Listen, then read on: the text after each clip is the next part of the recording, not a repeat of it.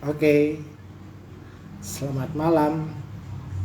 Ketemu lagi dengan Ipa Valitok di Jumat malam. Kali ini episode 86. Kita akan bincang-bincang sedikit tentang pariwisata setelah dihajar pandemi. Jadi malam ini kita akan kedatangan tamu dengan Mas Tomo dari Borobudur. Kita lihat apakah Mas Tomo sudah. Selamat malam Mbak Anton.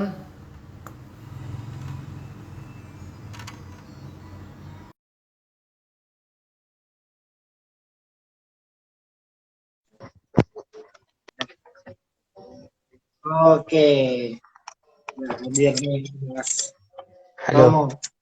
Nah, halo Mas. Ya, sehat-sehat Mas. puji Tuhan sehat. Puji Puji Tuhan Tuhan sehat. sehat. Ya, Belum belum makan malam nih kayaknya nih.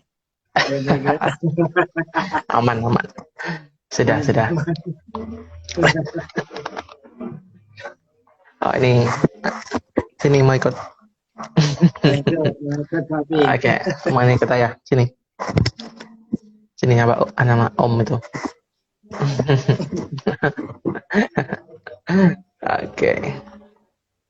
Oke, Mas Oke. Tomo. Ya, Selamat malam. selamat malam Terima Mas. kasih sudah bisa hadir di Hipafalito kali ini. Yap. Kita akan membahas dunia pariwisata secara umum, khususnya Borobudur. Ini Oke. ngobrol-ngobrol Ya. sebentar, sersan ya, serius tapi tetap Serius santai santai. ya. Oke, siap. Suara saya terdengar atau Jelas Mas, terdengar jelas. Suara saya gimana? Aman? aman, aman. Oh, oke, siap. Oke, Ada. Ya. mari kita mulai saja Pak Walitok episode 86. Sayangan, tak kenal maka tak sayangan. Oke, kita mulai dengan tanda kemenangan Kristus dan Bapa Putra dan Roh Kudus. Amin. Oke, Mas Tomo, boleh kenalan dulu nih Mas Tomo nih. Siapa sih sebenarnya Mas Tomo? Halo Mas, halo teman-teman semua. Perkenalkan nama saya Tomo dari Vanlit Angkatan 10. Ini kebetulan saya tinggalnya di daerah Borobudur. Ya kurang lebihnya 5 menitan lah jalan kaki dari gerbang Candinya ya. Jadi kalau teman-teman nanti ke Borobudur bisa mampir lah ke rumah. Itu. Nah, di sini saya ngelola homestay. Sebenarnya saya tukang kebun doang sih di sini. Tukang kebunnya homestay aja. Oke. Homestay yang baru saya mulai baru 4 tahunan sih. Nggak lama, baru aja. Masih ibarat bayi ya baru jalan lah. Baru jalan aja. Baru jalan tapi kemarin kesandung pandemi. Sandung pandemi. Ya, ya namanya jatuh ya. Wajar sih jatuh. Tapi ya puji Tuhan udah bisa mulai jalan lagi, meskipun pelan-pelan tapi sudah mulai jalan lagi. Tapi saya ini di homestay ini ya, apa ya, sambilan ya. Nah pekerjaan pokok saya masih ngajar ya, jadi saya ya ada di dua dunia ya, ya masih ngajar, ya masih ngurusin homestay, gitu Tukang sih. kebun ya tadi. Tukang kebun homestay saya, cuman tukang kebun homestay doang. Profesi aslinya tukang kebun. Oke, nggak tahu deh ini mana yang pekerjaan tetap, yang tukang kebunnya atau yang gurunya, jadi bingung kadang-kadang. Iya. Oke, nah itu aja sih kalau dari saya sih Mas. Jadi sambil jalan nanti. Oke. Oke, Mas Tomo, ini kan belakangan eh, Borobudur muncul lagi ke permukaan. Kemarin itu apa, isunya tiket Borobudur naik gitu. Itu jadi nggak tuh Borobudur tiketnya? Iya nih Mas, gara-gara apa statement yang apa bombastis kayak gitu jadinya yang kena imbasnya kita juga. Jadi sebenarnya ini nggak naik sih ya. Sebenarnya pun Borobudur sudah 2 tahun ini sejak pandemi awal-awal tuh tamu emang nggak boleh naik ke atas candi Hmm. karena apa namanya? Jadi ya pertama karena pembatasan dulu awal-awal karena pandemi juga dan juga ada tambahan juga karena sudah mulai terkikis banyak kan yang di tangga sebelah timur, terutama sebelah timur kan semuanya naik dari sebelah timur sini semua.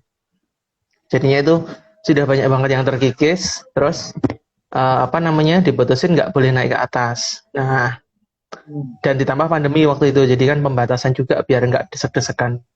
Ya kalau mau lihat Borobudur seperti apa ketika Lebaran, bisa dilihat lah di apa di website atau di ada apa di Google seperti apa sih penuhnya. Mau jalan aja susah mau ke Borobudur.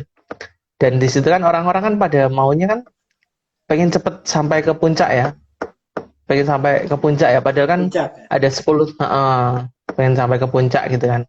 Padahal sebenarnya ada tahapan yang harus mereka laluin kan. Jadi biar nggak apa namanya nggak semuanya langsung di satu tempat naik semua kan jadi lama-lama terkikis batunya. Nah dari Hmm. situ kemudian pandemi pertengahan eh,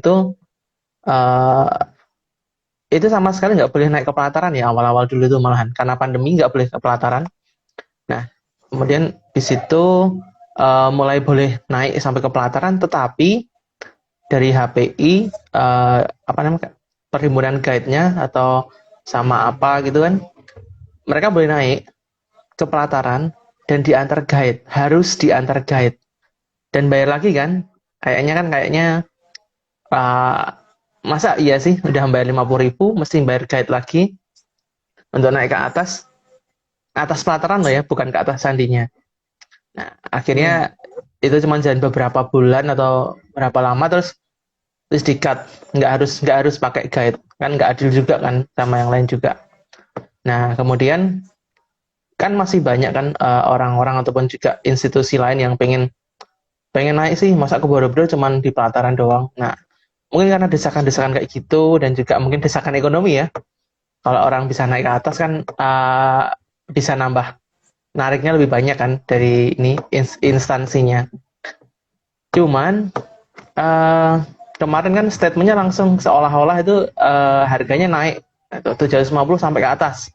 Kalau enggak cuma di sekitaran doang. Padahal nggak seperti itu. Udah 2 tahun itu emang nggak boleh naik ke atas. Hmm. Jadinya ya gitu. Dan karena itu kan ada beberapa dua kali kamar saya ke cancel gara-gara itu. Alasannya tiketnya mahal mas lah. Ya udah deh. Ada dua kamar waktu itu ya. Ya udahlah, pasti ada jalan juga. Sampai akhirnya cerita dikit ya. Gara-gara kayak gitu terus kesel kan. Mungkin kalau lihat di IG ku yang Martinus Dartomo aku ada sedikit ya bentuk protes doang sih, poster kalau menolak apa namanya apa sih kemarin aku lupa aku intinya menolak komersialisasi untuk alasan konservasi gitu kan. Poinku sih bukan terus orang boleh naik, enggak, ya silakan aja nggak boleh naik malah bagus kan biar itu bisa tetap kejaga, cuman nggak harus dengan cara berita yang kayak gitulah. Sampai aku sempet kontak sama Vanita Angkatan 9 kalau nggak salah, aku DM Mbak siapa, Mbak Irin ya yang di DPR, Mbak ini undang-undangku kayak gini dah. Ya mungkin salah satu apa namanya, aku kan bingung juga mau nyalurin suaraku kemana kan, ya udah ada teman di Vanit ya udahlah message aja meskipun dia bukan bidangnya tapi paling enggak aku ada unek-unek udah keluar lah, kalau udah keluar enak kan mas. Ya gitu kan. Ya jadi habis itu selang berapa 2 harian terus opung Luhut uh, di cancel itu kan, diundur ya. Tapi kan soundingnya masih tetap benar-benar naik apa harganya 750 kan. Sampai Hmm. kemarin Lebaran, sampai kemarin ini bulan kemarin aja ketika ada tamu datang mereka pada tanya, "Loh, harganya nggak naik?" Enggak, harganya tetap 50.000. Tapi memang tetap nggak boleh naik sampai ke atas kan. Udah 2 tahunan ini.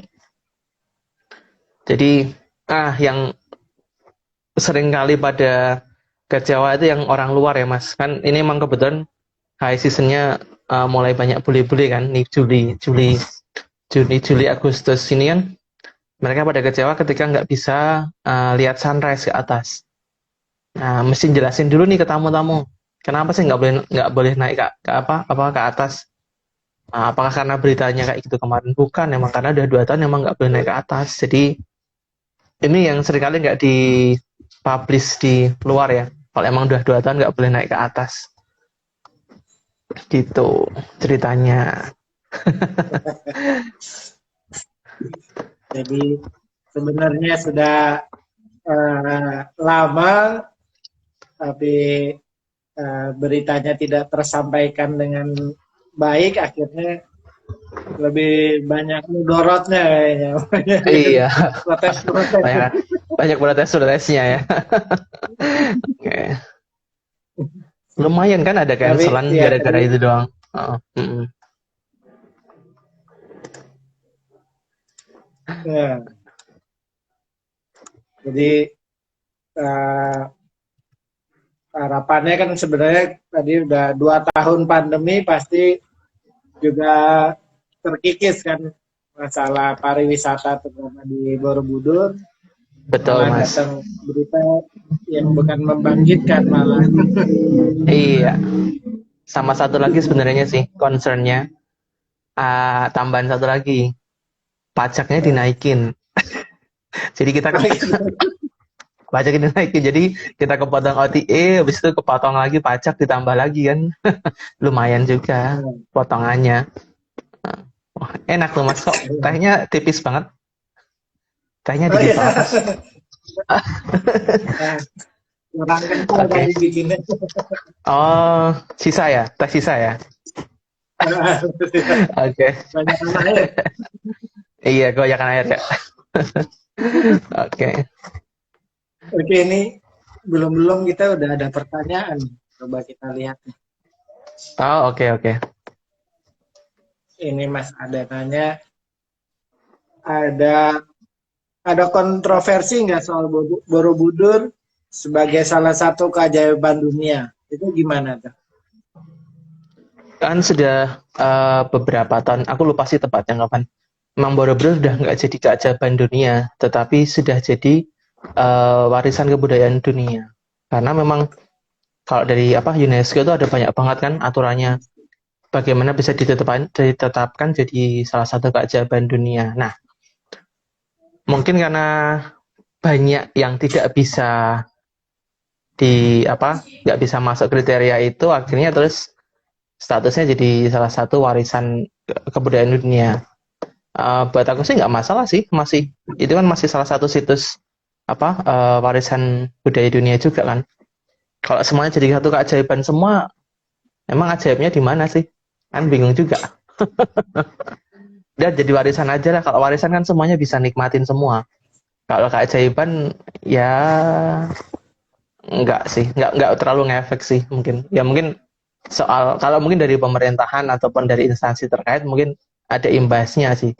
Tapi kalau buat kita pelaku wisata sih mungkin nggak terlalu ngefek ya imbasnya ya. Mungkin ya. Atau nggak terlalu ngikutin doang sih mungkin ya. Oke. Gitu sih Mbak. Mbak atau Mas nih? Oke, Oke. Mbak ini, Oh Mbak. Mbak Dok. Mbak, orang dari angkatan 7 berarti Mbakmu. Oh Mbak. Oh iya ya. Angkatan 7. Saya merasa muda ini di sini. Oke, Oke. Mbak, tadi kan bicara Mas Tomo adalah penggiat ada homestay di sana, tapi di Borobudur itu kan variasi ya kelasnya, mulai dari yang hotel berbintang tuh yang di atas jiwo-jiwo tuh, Aman jiwo ya. Aman jiwo. Ada aman jiwo, jiwo. Aman jiwo. jadi Ada aman jiwo, ada sana kan pelataran lengkap sih. ya dari yang mahal sekali sampai yang sederhana sekali gitulah bahasanya. Iya, Jadi betul. bicara-bicara Iya. tentang pandemi itu efeknya melanda semua kelas apa hanya di kelas-kelas tertentu yang mahal-mahal itu tetap banyak tamunya atau enggak atau beda tuh Mas yang dengan Kalau imbas pandemi buat perhotelan ataupun wisata sih sama ya. Semuanya sama, nggak hampir semuanya tapi semuanya sama. Buktinya yang casualan aja yang pada pegawainya di Amanjiwo, di Pelataran, semua langsung cut beberapa bulan setelah pandemi langsung cut semua. Dan mereka nggak nerima lagi murid-murid PKL waktu itu. Ya mungkin alasan pandemi, tapi kan selain alasan pandemi, nah mereka mau ngelayanin tamu siapa kan nggak ada tamunya juga. Itu yang untuk modal besar kan kita lihatnya cuma dari itu aja sih. Berapa karyawan yang off gara-gara itu kan, berarti kan udah kelihatan. Kemudian kalau dari yang kelas di bawahnya lagi juga sama aja sih. Ada beberapa yang sama, beberapa pegawai mereka pun juga di cut off juga, dan ada juga yang masih baik sih, mereka tetap boleh ikut, tetap kerja, statusnya tetap pegawai mereka, cuman kan tetap hitungannya harian ya. Jadi misalnya dia harusnya masuk sebulan itu 25 kali, karena pandemi dia masuk cuman 7 sampai 10 hari lah. Jelas kan kepotong banyak banget itu yang di bawahnya. Kemudian ya homestay lah, kelas tempatku lah. Aku 7 bulan itu sama sekali nggak ada tamu. 7 bulan awal itu sama sekali nggak ada tamu. Sama sekali. sekali. Jadi benar-benar sama sekali nggak ada tamu. Habis itu ada tamu sebulan cuma 1 kamar. 1 kamar. 2 kamar tuh paling bagus. Terus ada juga yang kalau yang punya homestay pun kalau dia ada sambilan lain sih oke ya. Kalau cuman di homestay doang kan kasihan. Itu dari sisi homestay. Terus kalau yang dari sisi wisata yang lain, kan aspeknya banyak banget ya di Borobudur nih, nggak cuma di homestay. Ada tour guide, ada pedagang asongan, ada supir VW, ada pemilik VW, banyak banget yang yang terlibat di situ. Semua kuda itu andong itu kan juga banyak banget. Tuh sampai ada temanku yang dia tour guide, dia banting setir jualan masker, ada sampai kayak gitu. Ada yang dia jualan kerupuk, ada macam-macam lah. Pokoknya intinya isinya sama lah kayak di Jakarta juga. Di status WA isinya kan semua teman-teman kita pada banting setir jadi jualan semua kan, gara-gara pandemi kemarin itu.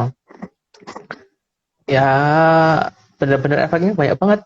Sampai mungkin secara finansial banyak juga yang harus jual barang ataupun yang lain. By the way, kalau kemarin waktu pandemi teman-teman pada mau beli VW lumayan tuh kemarin murah-murah. Sekarang udah mahal lagi.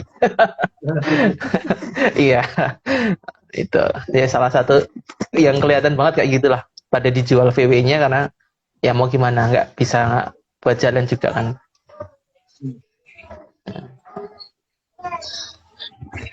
Itu kan tadi terkait ibaratnya diversifikasi ya. Kayak misalnya restoran dulu melayani dine-in, akhirnya mereka jualan frozen food atau hanya delivery gitu kan. Betul. Ya, bahasanya tadi kan banting setir. Nah, kalau penginapan tuh banting setirnya kemana Mas tuh?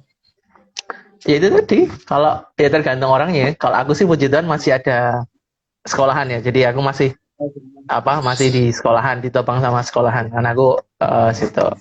Kalau saya pribadi sih waktu itu kebetulan juga puji Tuhan ada terjemahan juga. Tapi les-lesan off, semua aku juga nggak berani ngelesin juga. Nah, kalau yang homestay yang lain, ya benar-benar mereka kalau orang asli sini mereka masih pada punya lahan, ya mereka paling ke sawah, udah gitu doang. Nah, yang nggak punya lahan ya, kalau mereka punya kerjaan tetap kayak aku ya, yang gantungin dari itu doang. Kalau enggak ya sampai jual-jual apa yang mereka punya buat mereka survive juga sih. seperti ya. itu. Saya berapa kali ditawari tanah di Borobudur. Sama ini ya teman saya, sama kakak saya ya. Ya, Iya, sama kakak. iya, sebentar. Iya, sek, nggih, sek enten acara. Nggih. Sorry, sebentar. Ah, Pak Kadus datang nyariin, nggak apa-apa, besok aja. Oke, ya lanjut, bisa lanjut lagi. Sorry. Ah, Oke, ah. sekedar ya Pak, Makadus. Oke, aman kok, udah. Sorry. Ya, Kan oke. saya berpikir kan eh, belakangan kan perkembangan tentang COVID itu kan baru kita ketahui bahwa penyebarannya lebih karena di ruangan tertutup gitu, confined space. Saya pikir Mm-mm. di hotel-hotel atau penginapan yang lebih banyak open space-nya lebih bisa dijual gitu dibandingkan yang hotel-hotel yang memang tertutup tanpa Mm-mm. area-area ruang terbuka gitu ya. Iya, Eh, betul sih. betul betul ya. Jadi Mm-mm. masih punya sedikit harapan karena kalau homestay atau hotel-hotel jenis di Borobudur kan lebih banyak ruang terbukanya ya dibanding Iya, ruang tertutup dibanding hotel-hotel di kota yang semuanya ruang tertutup. Jadi mereka nggak bisa bahkan untuk sarapan aja susah gitu. iya. Kalau soal sarapan sih di sini selama pandemi aman ya, tetap nggak ada take away.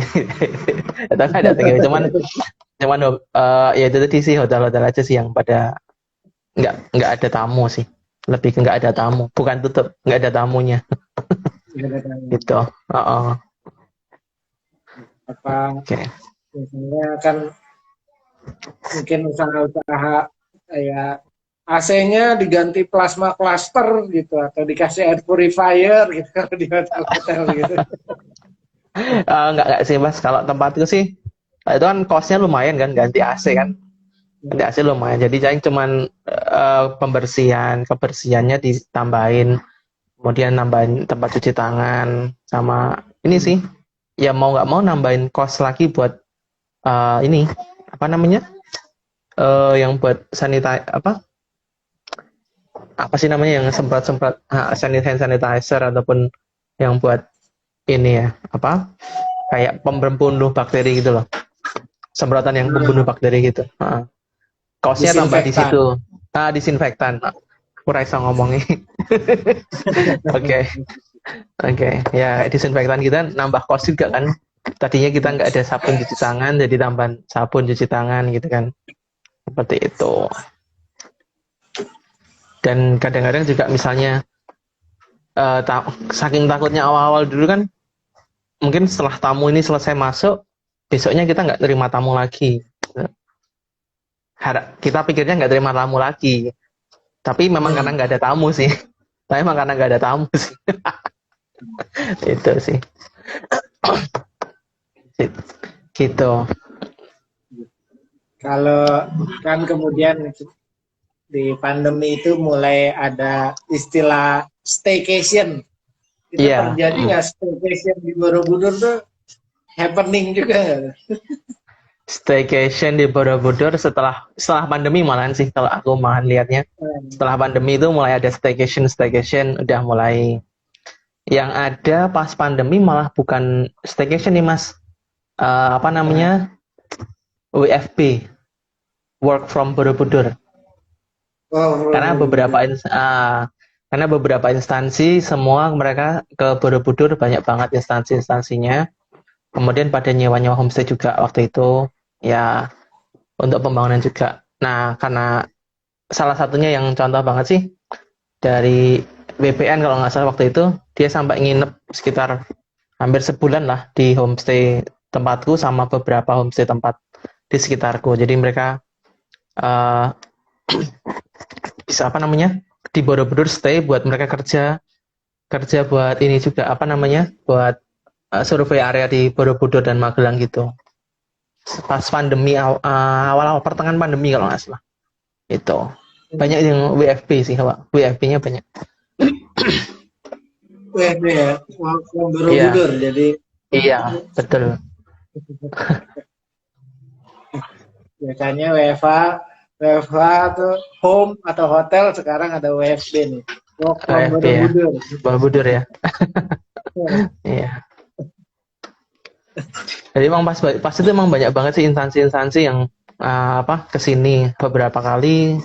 PUPR kan mereka ngadain apa bantuan rumah juga itu kan, jadi mereka pada kesini. Waktu itu fokusnya sebelum Mandalika pada ke Borobudur banyak banget fokusnya.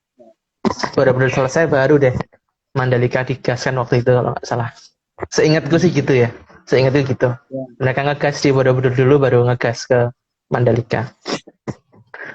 Saya kan Borobudur, lalu ada Danau Toba, kemudian baru Iya. Mandalika yang belakangan gitu.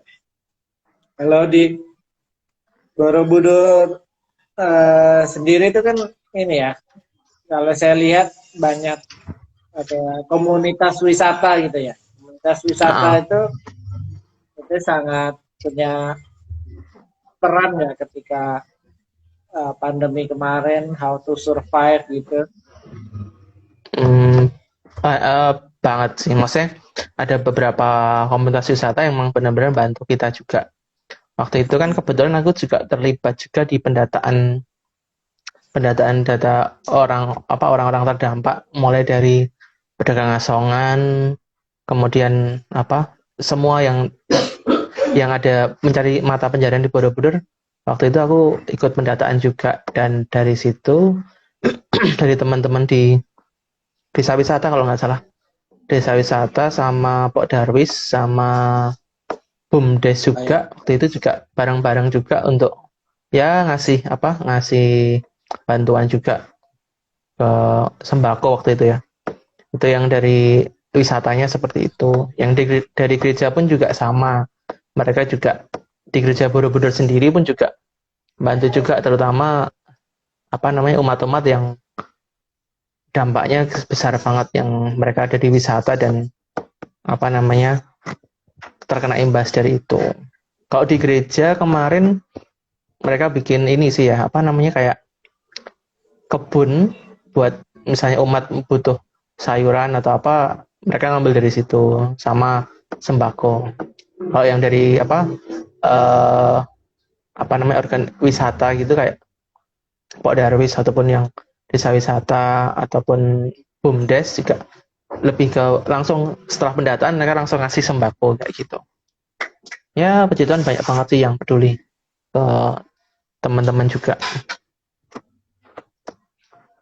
Ya, ternyata komunitas itu punya peran penting ya ketika memang di pandemi. Jadi nggak hanya sekedar komunitas ke komunitas, teman kongko atau ngobrol, tapi ketika memang terjadi hal-hal itu mereka bergerak juga di kemanusiaan ya. Betul Mas. Jadi baik juga kemudian adanya si komunitas wisata itu jumlahnya jadi ribuan ya di sana ya. Pedagang asongan aja itu udah aku lupa 14.000 atau 4.000 ya. Aku pokoknya sekitar segitu, antara 4.000 atau 14.000 kemarin. Yang asongan doang ya. Cuman pedagang asongan doang yang ada di Borobudur. Pedagang yang di Borobudur dia nggak cuma asongan. Itu belum lagi sama yang komunitas VW, kemudian guide, andong, jeep. Terus banyak banget sih kemarin, banyak banget yang di ini. Gitu. Cukup banyak. Jumlahnya lumayan ya. Berarti sembakonya lumayan, Mas. Lumayan sih, asal nggak main-main aja ya. Nggak tahu deh main-main atau enggak ya. Tapi yang jelas udah dapet sih. Perkara main-main atau enggak ya itu urusan yang di atas. Wah, Ya, oke. Ntar ada penjual apa? Bakso depan rumah pakai HT nanti saya ngomong di sini. masih ada ya gitu ya. Yes. Oke. Oke, Mas Tomo kan kemudian kita tadi sedikit mereview tentang pandemi itu dari sisi pariwisata, lalu kan Borobudur juga punya keunikan, mereka juga ada kaitannya dengan budaya. Bagaimana dengan peristiwa-peristiwa budaya selama pandemi itu, kemudian kegiatannya juga hilang atau seperti apa? Nggak ada tontonan blas, Mas. Selama 2 tahun tuh nggak ada tontonan blas. Sama sekali nggak ada tontonan. Baru mulai ada tontonan itu kemarin setelah Lebaran itu sudah mulai ada tontonan. Ada jatilan, ada tari, ada macam-macam. Ngobrol Banyak siswa. banget sih. Ngobrol siswa ada. Bahkan sampai di Kanisius yang dekat sini kan dia juga ini kan ngadain acara BSF itu kan, Borobudur Student Festival itu juga kesenian semua itu isinya. Itu yang dari Kanisius dekat sini. Kalau yang dari desa sama dusun ini dari Lebaran sampai sekarang hampir tiap minggu ada tontonan. Hampir tiap minggu ada tontonan. Kemarin baru aja jadilan minggu kemarin. Depan. Jadi kan homestayku depannya kan ada kebun, punya lahan punya gereja.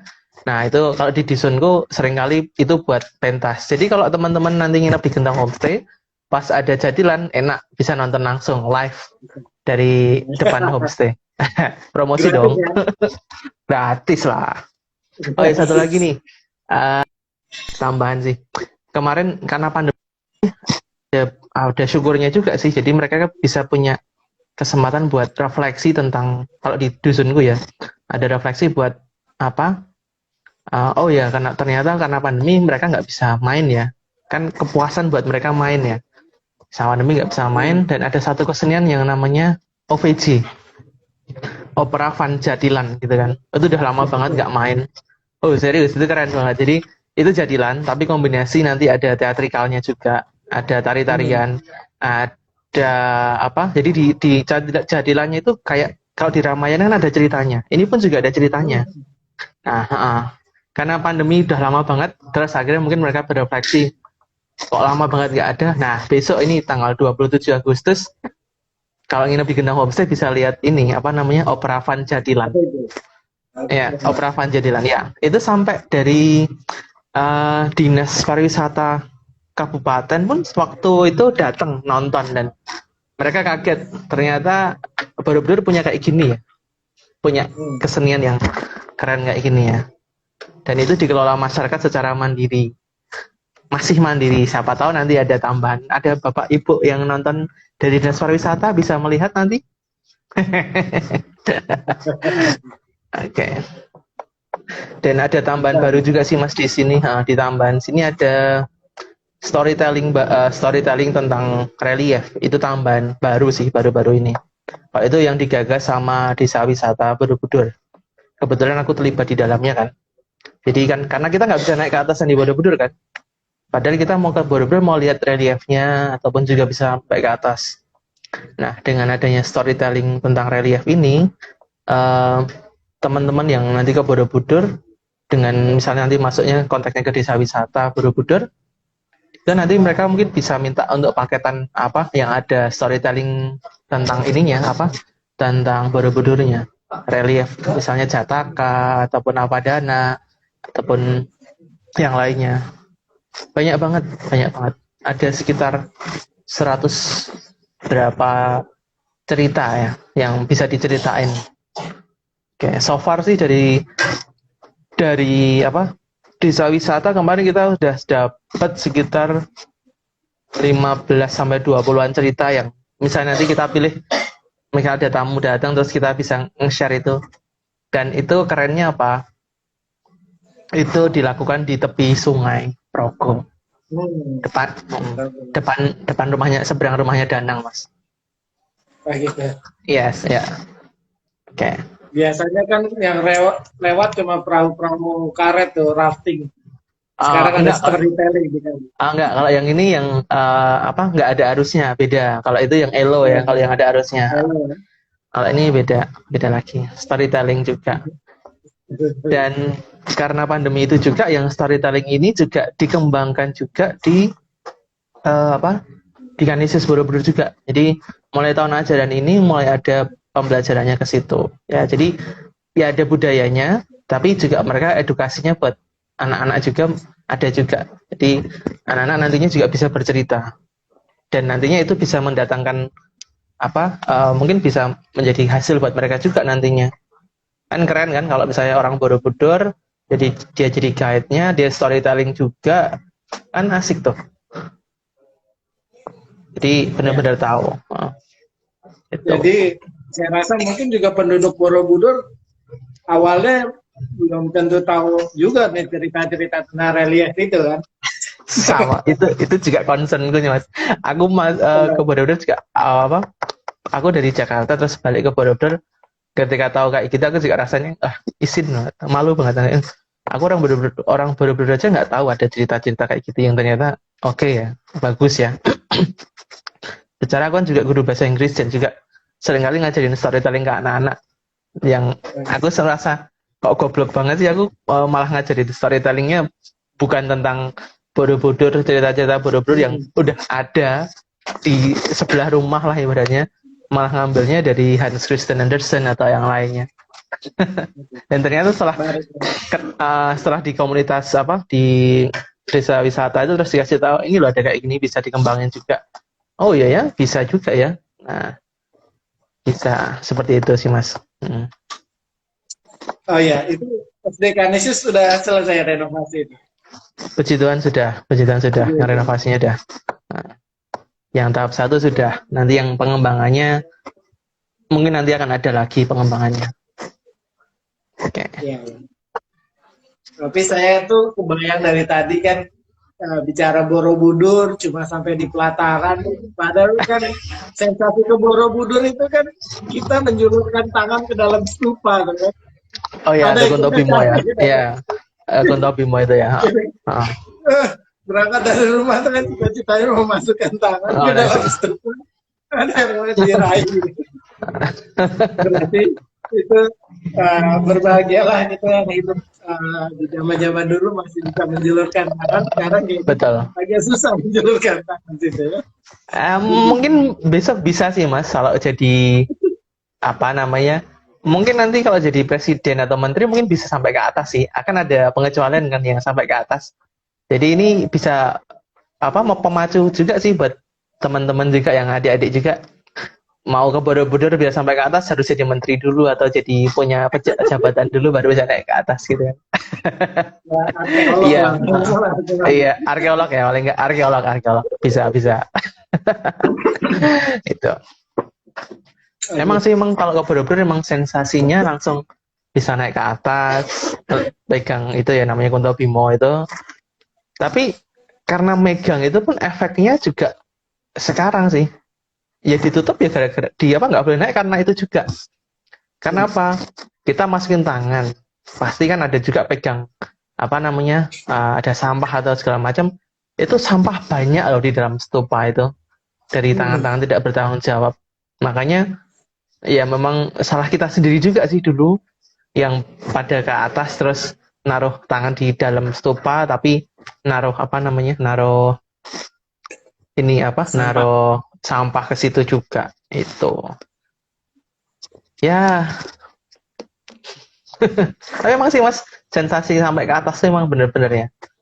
Aku sendiri pun yang ketika sebelum pandemi nganterin tamu hampir tiap hari nganterin tamu naik ke candi buat lihat sunrise sampai ke atas rasanya fresh, bener-bener fresh. Dari atas tuh kayaknya dapat recharge energi baru gitu ya. Yes, kayaknya gitu ya. Padahal karena olahraga dari bawah sampai ke atas kan lumayan itu. Iya, kurang lebihnya gitu sih. Bentar mas, ini ada pertanyaan lagi kita lihat. Ya. Jadi kemarin tiket naik ke Borobudur jadi naik nggak sih? Terus pendapat warga gimana tuh? Wah itu tadi kita udah sedikit bahas di awal, mungkin Mas Tomo masih mau melengkapi Ah, tadi oke. sedikit tadi. Ya. Halo Mbak, Biar ini clear. untuk ya oke, siap.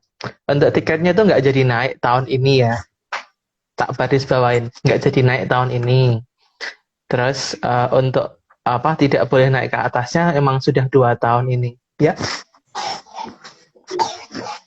apa? Enggak. Kardus berani ditolak, tapi kalau anak sendiri nggak berani ditolak ya. Sorry. Oke. Oke, gini ya Mbak. Jadi kita ke Borobudur itu udah 2 tahun ini emang nggak boleh naik ke atas ya.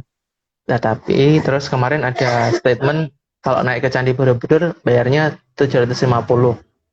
Dan untuk yang 750 itu ditunda sampai tahun depan. Statementnya yang beredar seperti itu. Kalau pendapat saya sendiri sih nggak usah naik lah harganya daripada bikin kelas apa namanya, kelas wisatawan baru. Oh misalnya nih aku Sultan nih bisa naik ke Borobudur bisa bayar mahal, kan bikin kelas kelas baru kan. Sempat berdebat juga sih sama teman-teman, kok kamu setuju apa nggak setuju naik, emang kan juga hak kita juga naik ke atas ya, nggak apa-apa sih, cuman kan nggak harus dengan bayar semahal itu. Kalau memang nggak boleh ya sudah konsisten aja sih, nggak usah naik ke atas tapi boleh ke pelataran dan pengembangan di area sekitarnya, kayak misalnya kesenian tiap minggu diorganisir di setiap dusun ataupun setiap desa ada kesenian, misalnya minggu ini di dusun Ngaran, minggu berikutnya di dusun Ngaran 2, dan itu diorganisir dan itu semua masuk ke jadwal ke desa. Ini yang tak omongin ini ya ideku ya, bukan yang terjadi ya. Jadi kalau bisa seperti itu kan lebih oke ya. Jadi harganya nggak usah naik, tetap 50 ribuan untuk wisatawan lokal. Nggak boleh naik ke puncak, nggak masalah. Tapi setelah dari Borobudur, orang setelah lihat Candi Borobudur, di situ mungkin bisa dilihatin ada storytelling tadi, ada kesenian-kesenian sekitar, ada apa namanya UMKM lokal yang bisa dikunjungin. Jadi Borobudur itu nggak cuma candi, Borobudur itu area, wilayah yang bisa dikembangin. Seperti itu. Di pendapat saya menolak harga tiket naik. Oke. Dan saya nolak harga tiket naik dan turunkan pajak homestay. Itu ya. Oke. Itu. Sudah tercerahkan ya Mbak Francisca. Oke. Gitu. Gitu ya. Yep. Oke, apa tadi kita panjang lebar kan bicara tentang pandemi kan, ya pada dasarnya si COVID ini masih terus ada nih. Kita cara bergelombang itu virus masih terus berdatangan, tapi kita akan memulai new normal lah, normal gitu.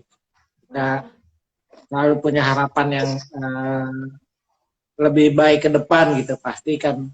Iya. Kemudian Borobudur mulai punya ancang-ancang untuk kehidupan yang pasca pandemi gitu. Jadi kalau saya lihat tadi Mas Tomo bilang Borobudur sebagai suatu komplek gitu ya. Kita nggak lagi jualan candinya, tapi jualan alamnya, jualan budayanya. Kayak misalnya kan beberapa tahun belakangan muncul spot-spot misalnya kayak Potok Setumbu atau Gereja Ayam gitu. Nah dari pesona alamnya itu kira-kira ke depannya itu menjadi hal yang signifikan nggak tuh Mas buat dijual? Iya. Itu bakalan jadi hal-hal yang apa yang signifikan banget buat dijual ya, dengan banyak spot-spot yang kayak kemana ada Swarga Bumi, ada Potok Setumbu, apa namanya, ada beberapa lagi yang masih tersembunyi dan masih apa namanya perlu infrastruktur yang bagus, yang lebih bagus lagi untuk nyampe ke sana. Jadi memang apa ya, dengan adanya Borobudur sebagai komplek area ini sedikit banyak bisa meningkatkan ekonomi di Borobudur juga sih, di warga Borobudur. Tidak hanya dikuasai oleh orang-orang tertentu yang notabene punya apa namanya, mereka in charge di situ, atau instansi-instansi tertentu yang selama ini menguasai Borobudur, tapi benar-benar warga pun juga mendapat imbasnya ataupun impact-nya juga. Seperti itu sih. Ya. Tadi lihat ada alam, kemudian saya tertarik tentang tadi storytelling. Kalau dulu kan saya tahunya zaman saya kuliah tuh kita mahasiswa ngajarin bahasa Inggris supir andong lagi apa namanya tuh? Kusir ya, kusir Kusir. andong. Kusir itu untuk bahasa Inggris. Sekarang kemudian itu lebih berkembang ya. Mas Thomas sendiri kan sebagai guru bahasa Inggris mengenai penggunaan bahasa Inggris di sana hari ini atau ke depannya akan lebih dikembangkan untuk menarik wisatawan asing atau gimana program terkait itu? Ya, penggunaan bahasa Inggris di sini ya berarti ya Mas. Lebih ke penggunaan bahasa Inggrisnya di sini. Ya kalau di sini sih, jujur aja ya, tamu-tamuku yang ke sini, yang orang asing, ketika mereka ke sini ke tempatku, mereka kaget. Kok bisa loh wong desa ngomong bahasa Inggrisnya iso kok ngono. Sampai kayak gitu kan ngomongnya. Nah, kenapa mereka tanya kayak gitu? Karena mereka ketika dari bandara ataupun dari stasiun ke sini, ke Borobudur, ketemu orang-orang yang notabene mereka pegawai, entah itu candi ataupun mana, ketika mereka ngajakin ngomong, mereka cuman bahasa Inggrisnya oke, mereka acceptable ya untuk mereka diterima, maksudnya bisa berkomunikasi, tetapi kurang lancar. Itu yang salah satu concernku juga sih. Jadi memang kan lucu ya, maksudnya tempat wisata kalau di Bali itu kan kita anak-anak gitu kan mungkin bahasa Inggris oke, lancar gitu kan. Kalau di sini enggak Mas, enggak kayak gitu, enggak lancar kayak gitu. Dan itu ya aku prihatin juga sih Mas.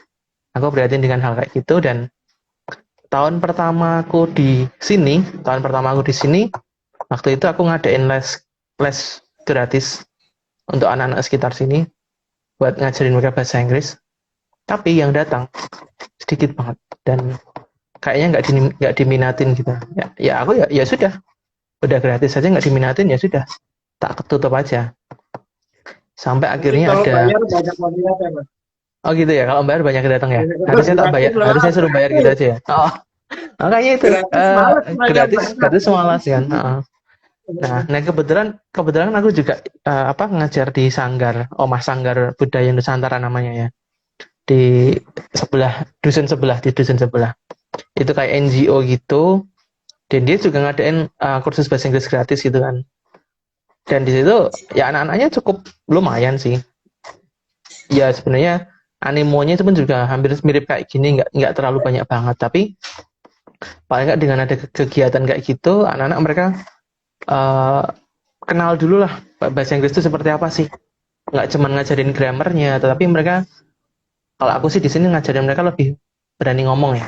Meskipun di conversation, meskipun dekat sini ada juga yang ada juga lembaga yang ngajarin ngomong, tapi kalau secara aku sebagai guru, grammarnya kacau. Kalau aku sih mungkin tetap ngomong, tapi juga tetap kita tata juga sih. Jadi kalau programku seperti itu.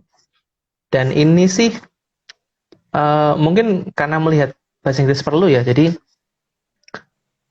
kemarin Balkondes di sini juga ada rembukan sedikit dengan yayasan yang aku ikutin ini. Mungkin juga mereka sadar kalau bahasa Inggris penting. Jadi mereka sedang merancang untuk agar pegawai-pegawai mereka juga diajarin bahasa Inggris gitu. Tapi bukan bahasa Inggris yang sekolahan, yang grammar ataupun reading kayak gitu, enggak. Tapi lebih ke berani ngomong. Secara praktikal mereka bisa jelasin tempat.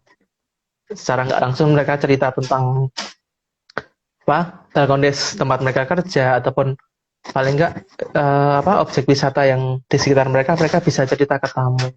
Paling enggak itu yang lebih. Kalau aku misalnya nanti yang diminta untuk ngasuh program itu, ya itu yang akan tak kasih ke mereka, ya itu sih. Ya, Seperti mungkin itu. ini ada English Day, Mas. Hari Kamis, khusus hari Kamis berbahasa English Day. Bisa aja sih. Bisa. Ya. Lihat lagi nih, ada pertanyaan lagi.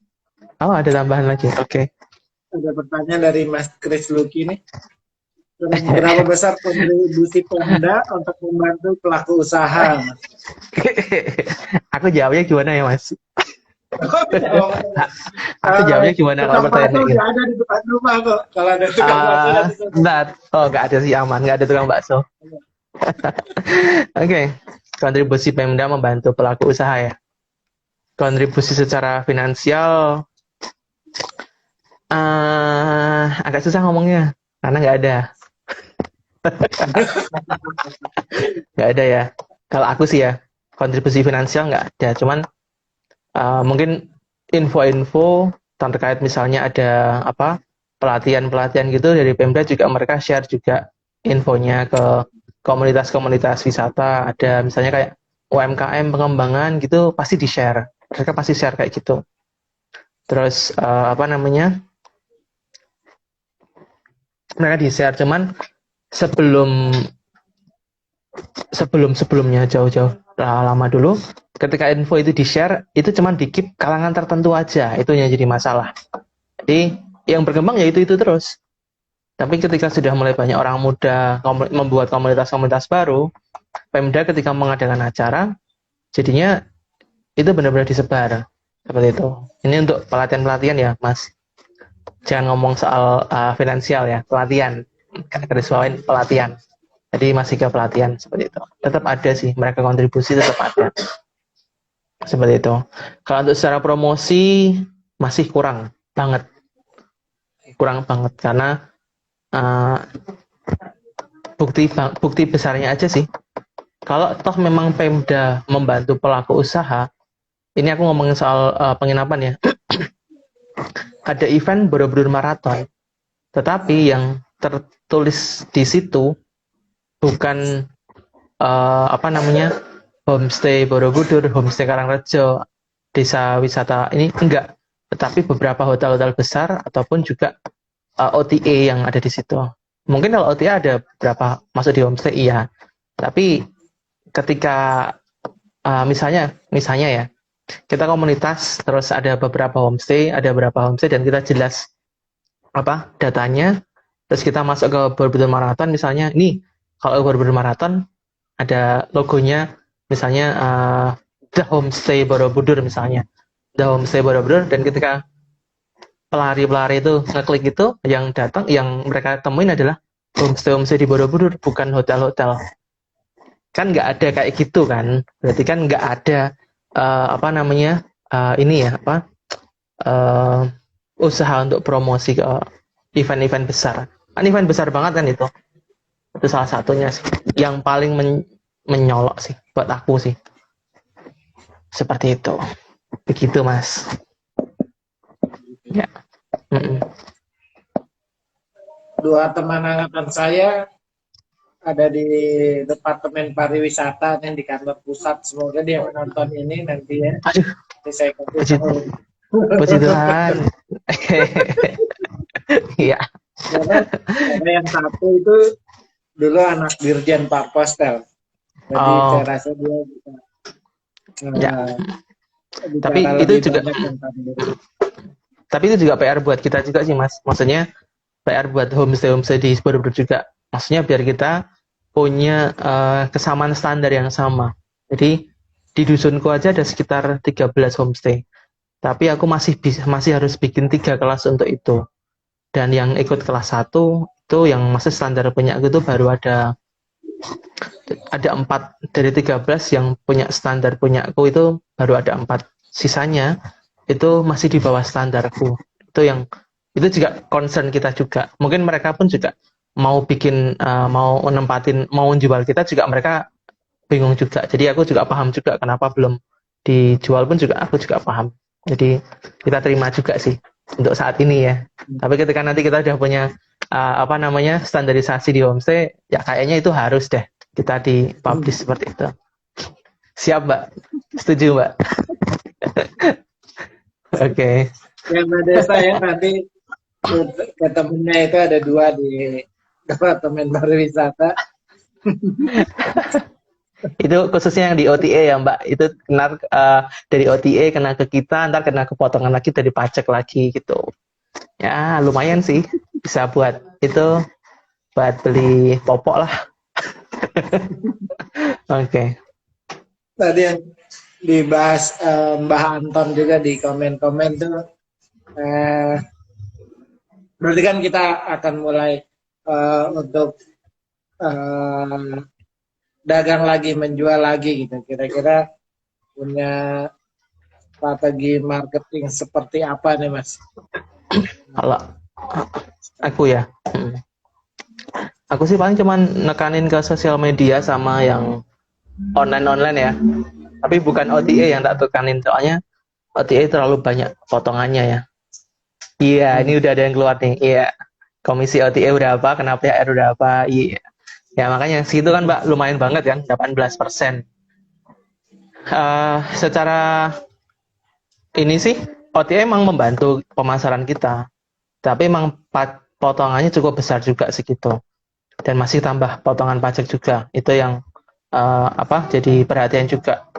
Makanya mungkin kalau aku pribadi sih, aku penekanannya lebih ke mungkin memperbaikin website yang pernah aku bikin, terus publish itu, kemudian branding di media sosial tak jalanin lagi. Ini sudah hampir 3 bulanan nggak jalan postinganku di media sosial.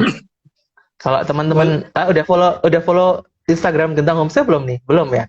Mungkin yang nonton bisa bisa follow Instagram Gentong Homestay dulu, nanti bisa dilihat kapan terakhir kali saya post. Kayaknya udah 3 bulanan yang lalu. Saya siap jadi brand ambassador nanti ya. Oh, siap. Siap. Sekarang itu kan ada opsi-opsi endorser atau influencer gitu. Siap nanti bisa diatur lah. Bisa diatur nanti influencer. Boleh nanti Gentong kalau mau buat satu konten bisa kita taruh di kontennya Hipa Valley juga boleh. Oke. Siap. Jadi boleh konten Gentong, boleh konten budaya sekitar sini, boleh kan Mas? Oh ya boleh. Kayak nanti yang OVJ kayak gitu kan juga bisa tampilin juga. Kan kebetulan ada yang dari Dinas Pariwisata kan belum pernah nonton OVJ kan. Nanti ya. Biar bisa dipublish juga sih OVJ-nya. Atau Mas Tomo mau merekam nanti kalau pas lagi anak-anak panlip lewat situ perjalanan ke Senasono, masih ada nggak tuh lewat situ nggak? Masih lewat ya? Masih lewat di sini kok. Anak-anak panlip kalau ke Senasono masih lewat sini. Masih kan gerejanya kan cuma seberang ini. Cuman seberang kebun doang. Jadi tempatku kebun, kemudian gereja tempat teman-teman napak tilas dulu yang di Borobudur, ya itu Gentong Homestay-nya di sebelah situ. Jadi emang bener-bener deket banget. Gitu. Oke lah, nanti kalau pas ada waktu nonton tak share ininya Ofra Van Jadilannya. Jadi boleh juga teman-teman yang kangen untuk napak tilas nanti nginep di Gentong Homestay bisa jalan ke gereja apa tuh namanya, saya lupa. Gereja Keruk ya, Keruk. Keruk. Kemarin kayaknya ada yang napak tilas lari tapi. Kayaknya di Borobudur ada dari angkatan 1, ada angkatan lain juga yang ada angkatan 1, 2, 3, 6, 7 ada nggak ya? Kayaknya itu sih aku taunya. Kalau yang lebih muda dari itu saya kurang paham. 13 kayaknya ada. Nah, Saya dulu punya teman di sana, Gober namanya. oh Nggak tahu iya, dia masih hidup. Mas Gober juga jadi satu tim sama aku di Litbang Gereja sih, Mas Gober. Dia di sini. Oh gitu, Nah, gitu ya. Jadi mm-mm. masih hidup. Bagus. Masih perlu dikomunikasiin, perlu disentil juga sih Mas. Nah, nah, Oke, tadi udah eh, mengenai udah akan lewat medsos. Kalau ada kecenderungan juga belakangan tuh ada kayak promo-promo misalnya kayak pay letter gitu. Itu iya, ada berlaku juga nggak tuh di Borobudur? Homestay bayar belakangan. kalau homestay belum sih Mas. Kalau di homestay pay later belum ada sih. Sistem ke situnya belum ada. Tapi kalau Gentong Homestay nerima Bitcoin sih Mas buat pembayaran khusus Oh Gentong gitu ya. Homestay ya. Ya, bayar pakai Bitcoin boleh di Gentong Homestay. Boleh Nanti tak share walletku boleh. Tapi kalau pay later kayak gitu belum ada. Paling nanti lewatnya OTA kalau kalau pay later gitu. Oke, Masih tadi belum. kata-kata 14% ya. Iya, lumayan kan? Kalau ini Mas, review-review di situs-situs perjalanan tuh kira-kira penting nggak sih itu? Penting banget. Penting banget. Kayak trip advisor atau apa gitu. TripAdvisor penting banget. Penting banget. Itu penting banget untuk apa? Review-review di apa? Di trip apa? Di kayak TripAdvisor tuh sangat penting dan kalau aku sih memang kemarin karena kurang tahu ya, jadinya ketika teman-temanku udah ngegas kayak gitu, aku belum ke situ dan hasilnya mereka juga lebih bagus daripada tempatku jadinya. Jadi emang itu benar-benar bantu sih. Berarti nanti ke depannya tamu-tamunya digas ke sana ya. Iya, betul. Nanti tamu-tamunya banyakkan digas Tapi kan di situ. mostly apa namanya orang datang ke Gentong itu by dia browsing atau getok tular atau dari tadi medsos gitu atau dari mana? Mostly Mostly ya. warga. Kalau mostly sekarang masih dari OTA ya. Masih banyakkan dari OTA. Mostly dari OTA yang masuk. Tapi udah mulai banyak juga dari apa? Mereka tahu dari IG ataupun dari Google Map. Terus terang sih aku pengen apa orang ketika masuk ke Borobudur terus ketika search homestay itu yang muncul pertama tentang homestay gitu ya misalnya. Mungkin ada yang bisa bantuin? Itu yang masih tadi naikin apa namanya sih? Naikin apa sih namanya ya? Aku nggak tahu namanya tapi naikin itulah biar orang ketika search satu di Borobudur mereka bisa langsung cek oh ini ada homestay tentang homestay gitu kurang lebih gitu. Jadi kemudian itu ada beberapa trik sih. Jadi tadi si websitenya dihidupkan kembali, lalu membuat banyak tulisan kali ya Mas.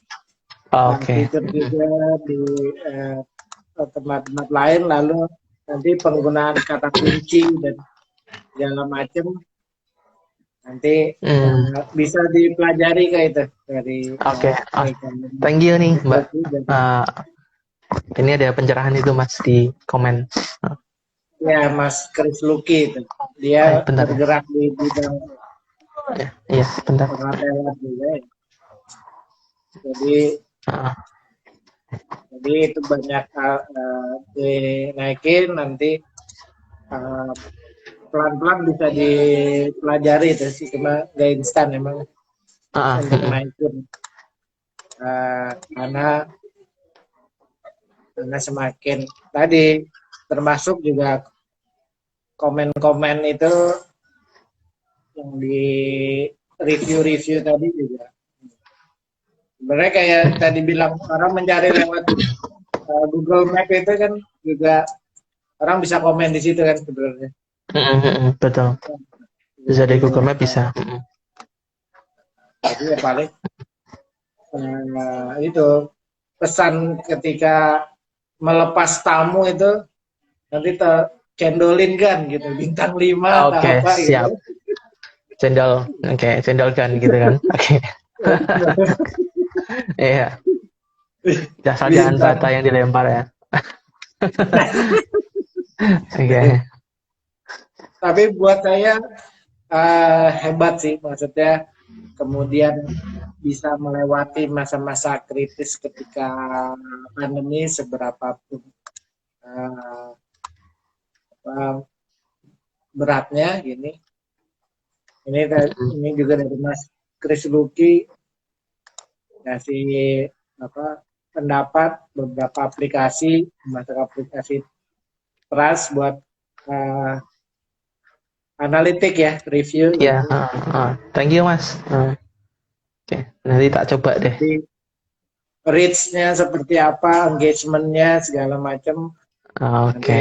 review tamu semacam apa bisa. Tadi uh, sudah disinggung ke depannya mengenai uh, pemasarannya, kemudian menjual alam, lalu ada budaya segala yang akan kemudian ke depannya dimunculkan di Borobudur. Berarti akan ada banyak agenda-agenda ya, terutama agenda budaya tadi Budaya seputar banyak banget ya. Banyak ya banget ini. akan ada event-event besar ya. Kalau Borobudur Marathon kan November ya. November. Ya. Dan itu udah full book sama Vandit Runner ya. Iya, oke. Jadi Iya. beberapa event yang ada di sana. Jadi teman-teman nanti ketika ingin tahu lebih jauh tentang Borobudur bisa ngobrol sama Mas Tomo sambil menikmati tinggal di Gentong Homestay. Saya dengar-dengar Gentong Homestay itu juga ada kekasan sendiri. Apa sarapannya atau apa gitu, apa yang lebih dijual dari Gentong itu? Kalau kekasannya apa ya? Aku bingung ya cari kekasan tempatku juga. Kalau aku sih cuman apa ya? Ketika orang datang ke sini, kita anggap kayak teman. Jadi kita apa? Benar-benar kita anggap sebagai teman. Jadi kamu mau ke sini, mau misalnya apa? Mau wisata apa, kita bisa bantu. Misalnya kamu mau apa? Mau jalan sendiri pun kita akan bantu. Suka lari kita akan bantu. Kita kasih tracknya, kasih mapnya. Tinggal lari ikutin aja. Atau mau jalan, mau berapa kilo, nanti kita kasih mapnya yang mempermudah ini tamu-tamu saya sih. Kalau untuk apa makanan kasih apa ya paling aku biasa sih nggak terlalu tak kasih apa nggak belum punya kekasan untuk makanan paling cuman apa ya bakmi Jawa ataupun Magelangan aja sih kalau buat sarapan biasanya standarnya kayak gitu. Magelangan kan apa nggak ada di tempat lain cuman adanya di ya sudah di daerah sini aja kan gitu. Harapannya itu kan kalau bicara gentong itu kan air yang menyejukkan, air dari gentong gitu. Jadi Betul. kalau stay di Gentong Homestay menyejukkan gitu. Bikin betah betul. We put friendship in every room we sell. Jadi we put friendship in every room we sell. Itu sih tagline kita sih itu sih. Lebih penekanan ke friendshipnya. Gitu. Oke, ini ada pertanyaan lagi.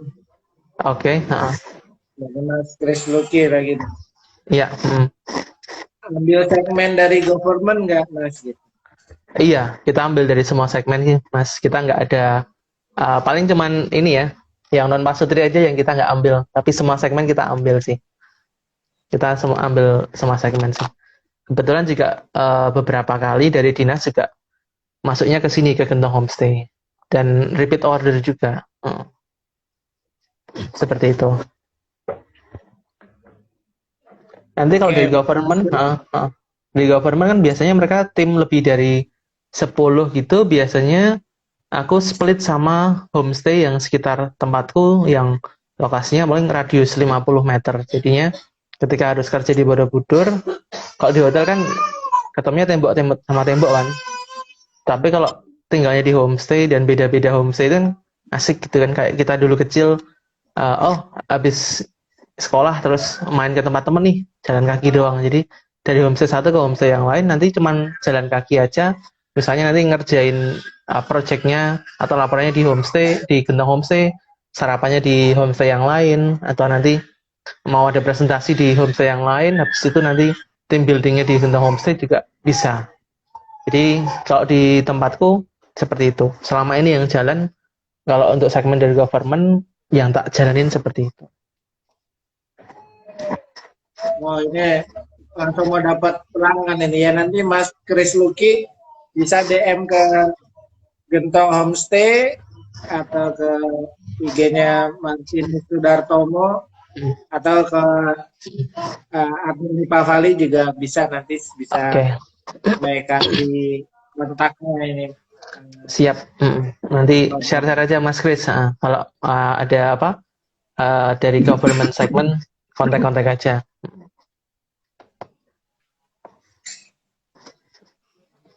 Iya.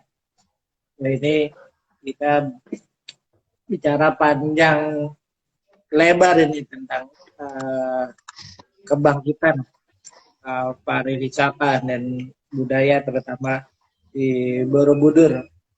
Sampai sejam lebih nih saya udah mulai gatel ya terasa. Oke, Mas Romo, terakhir mungkin tadi beberapa udah kasih pencerahan, tapi dari diri Mas Tomo sendiri kira-kira mau gimana, mau diapain ini kawasan wisata Candi Borobudur ini? Kalau misal ditanya boleh memberikan pendapat, semoga pendapatnya bisa terdengar kan ke atas-atas sana, apa atau punya mimpi atau punya apa yang mau disampaikan. Oke, ini buat closingnya ya. Kalau dari saya pribadi sih, yang pasti pengembangan Borobudur nggak cuma sebatas dari candinya aja, tetapi juga memang benar-benar ke seluruh unsur elemennya. Jadi masyarakat juga yang ada ekonomi di sini juga bisa bergerak dengan bagus, mulai dari UMKM, wisata, ataupun yang lainnya. Dan di sini juga dengan adanya edukasi tadi, kayak storytelling tadi, kalau bisa sih harapannya bisa masuk ke apa? Kalau di sini ada muatan lokal ya. Jadi itu masuk ke muatan lokalnya bisa lebih fokus ke Borobudur, nggak cuman sekedar Borobudur consists of 3 stages, Arupadatu, Rupadatu, and Tamadatu. Nggak cuman sebatas surface aja, tapi benar-benar bisa mengangkat cerita Borobudur ini ke muatan lokal yang ada di sini dari sisi pendidikan ya. Jadi mungkin dari dinas yang ada di Magelang mungkin bisa ngambil IFT-nya English for, kan di sini ada namanya mata pelajaran English for Tourism yang muatan lokalnya. Itu mungkin bisa dikaji ulang dan diperbaiki.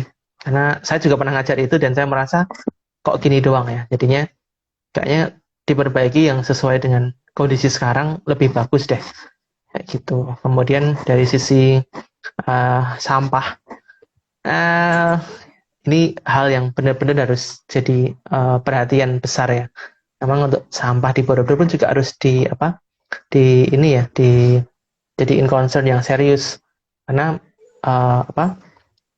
ini sudah mulai kesulitan untuk membuang sampah sekarang ini, dan bagaimana untuk pengelolaannya, bagaimana untuk bank sampahnya seperti apa, jalan atau enggak, ataukah cuman ada tapi cuman jadi proyek mercusuar doang, seperti itu. Dan yang terakhir yang kemarin rame nih, habis statement harga mahal 750 terus resmiin mobil listrik. Sebentar. Mobil listrik, tapi kok cuman kok yang masuk malah dari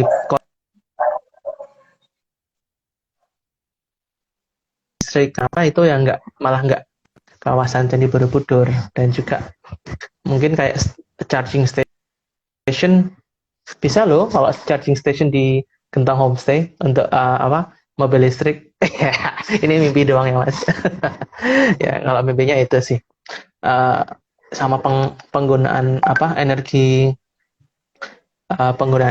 terbarukan di homestay dan juga eco-friendly homestay. Jadi awal-awal homestay mau tak bangun dulu memang aku cita-citanya harapannya homestay ini pakainya solar cell, jadi nggak menggantungkan listrik dari negara. Cuman harganya benar-benar mahal. Jadi akhirnya nggak jadi pakai itu. Tapi mungkin nanti berapa tahun lagi bisa bisa bisa ikut lah ya. Bisa jadi seperti itulah ya. Harapannya seperti itu. Ya, kalau dari mimpi Gentong Homestay, semoga bisa nambah kamar lagi ya di tahun-tahun inilah. Semoga doain aja lah. Oke, itu aja sih Mas kalau dari aku Mas. Oke. Ya, jadi Mas Tomo ini juga punya cita-cita yang mulia ya.